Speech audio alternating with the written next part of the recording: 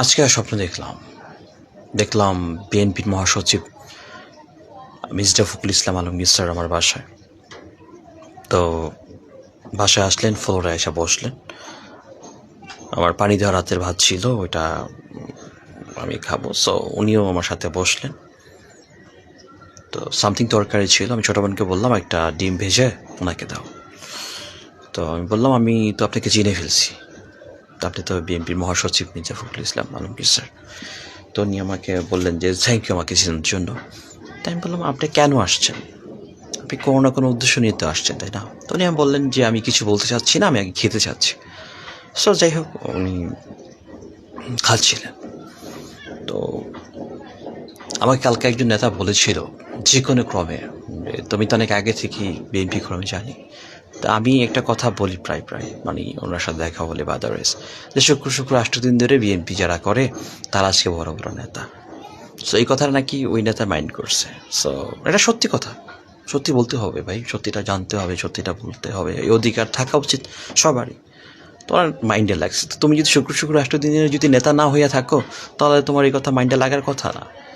তো আমি তো তোমার আগে থেকে করি। তো সে আমাকে বললো যে সে অনেক আগে থেকে পলিটিক্স করে, কিন্তু তার ব্যাপারে আমি ভালো করে জানি। সো সে আমার ব্যাপার ভালো করে জানে, কিন্তু আমি যখন এই কথাটা বলি শুক্র 8 দিন যাবত রাজনীতি করে আজকে বড় বড় নেতা হয়ে যায়। সো এই ব্যাপারটা সে মাইন্ডে নিয়ে বলছে আমি অনেক ভাব নিচ্ছি।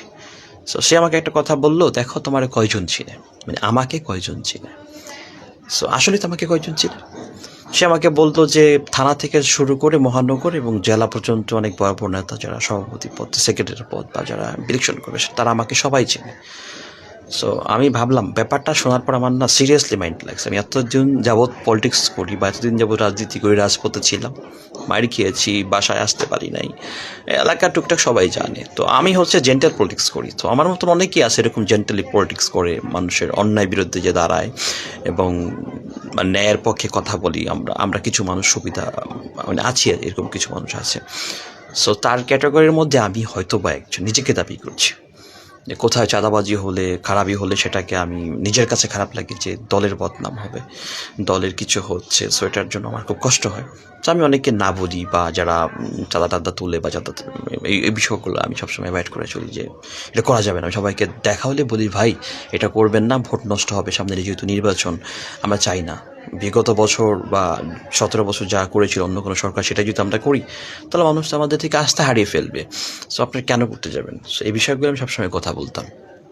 তো ভাই ব্যাপারটা হয়েছে কি, আমার মনে হয় বাংলাদেশের যেতগুলা মানুষ পলিটিক্স মানে বিএনপি পছন্দ করতেন বা এখনও করে বা করবে সামনেও, এই মানুষগুলো যারা নির্যাতিত হয়েছিল, ওই মানুষগুলো একত্রিত করলে একটা দল বানানো সম্ভব। মানে একটা দল বানানো সম্ভব যারা এখন মানে যাদের কোনো মানে পদ পদবি নেই, যারা মিছিল মিটিংয়ে ছিল ওই সময়টা, দুর্দিনে ছিল।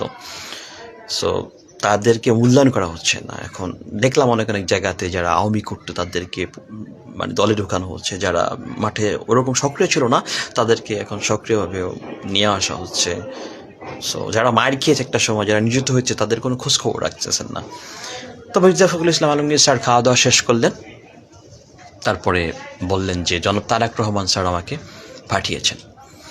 তো আমি বললাম ও আচ্ছা ঠিক আছে ফাইন, যে তোমার ব্যাপারে তোমার সাথে কথা বলতে, তোমার সাথে দেখা করতে আমাকে পাঠিয়েছেন। আমি বললাম স্যার আপনি জনাব তারেক রহমান স্যার আপনাকে পাঠিয়েছেন?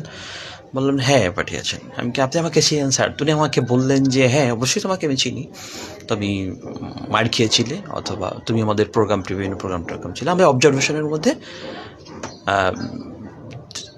দেখি আর কি, এগুলো সব বলার পরে উনি আমাকে এই পর্যন্তই মানে আর কি আমার একটা ঘুমটা ভেঙে গেল। আমি অনেকক্ষণ জিম ধরেছিলাম। সো আমি অবাক লাগতেছে আমার কাছে যে কালকে কেউ একজন আমাকে অপমান করে কথা বলে। আমি সিরিয়াসলি অনেক হার্ডিং হয়েছি ভাই, অনেক কষ্ট পাইছি। ভিডিওটা যেটা দেখছেন, সত্যি কথা বলছি, অনেক কষ্ট পেয়েছি যে আমাকে কেউ চিনে না। মানে আমি পলিটিক্স করি, রাজনীতি করি, আমাকে চিনতে হবে, মানে আমাকে কেউ চিনে না।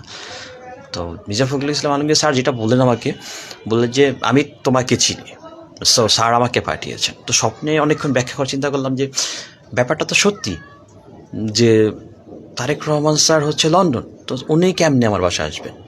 তো আসতে হবে মির্জা ফখরুল ইসলাম আলমগীর স্যারকে দিয়ে আসতে হবে, তাই না? মহাসচিব, তার রহমান হচ্ছে ভারপ্রাপ্ত চেয়ারম্যান, তো উনি কীভাবে লন্ডন থেকে এখানে আসবে? তো স্বপ্নের মধ্যে কিন্তু বাংলাদেশ থেকে, মানে বাংলাদেশ যেহেতু থাকে মির্জা ফখরুল ইসলাম আলমগীর স্যার, তো উনি ছাড়া তো আর তারেক রহমান স্যার তো আসার সম্ভাবনা নাই। সো এটা ভাবতে ভাবতে অনেকক্ষণ চিন্তা করলাম যে কী করা যায়। সো একটু ভালো লাগা বা একটু থিঙ্কিং থেকে চিন্তা করলাম যে একটা ভিডিও বানায় ফেলাই, যেহেতু কালকে আমাকে একজন হার্ট করে কথা বলছে। সো স্বপ্নের মধ্যে আমাকে কেউ একজন বলে যে আমি তোমাকে চিনি, মানে মির্জা ফখরুল আলমগীর স্যার আমাকে চিনে, তারেক রহমান স্যার আমাকে চিনে। আসলে এটা অসম্ভব, যদিও স্বপ্ন, এটা সত্যি হওয়ার মতন কোনো অ্যাবিলিটি নেই। সো বিএনপির প্রতি ভালোবাসা রইল, সবার জন্য শুভকামনা রইল। যারা এমপি ইলেকশন সামনে করবেন তারা জনগণের কথা ভাববেন, জনগণের দৃষ্টি রাখবেন, এবং যারা নেতা হয়েছেন বা হবেন সামনে ভবিষ্যতে তারা জনগণের সাথে মিলেমিশে একাকার হয়ে থাকবেন এবং ভোট আদায় করে নেবেন ভালোবাসা দিয়ে, এবং ন্যায়ের পক্ষে থাকবেন, অন্যায় বিনষ্ট করার চেষ্টা করবেন। বাংলাদেশ জাতীয়বাদী দল বিএনপি পক্ষ থেকে আমার অগাধ ভালোবাসা এবং শুভেচ্ছা। তারুণের ভোট ধানের শীর্ষ হোক। বাংলাদেশ জিন্দাবাদ।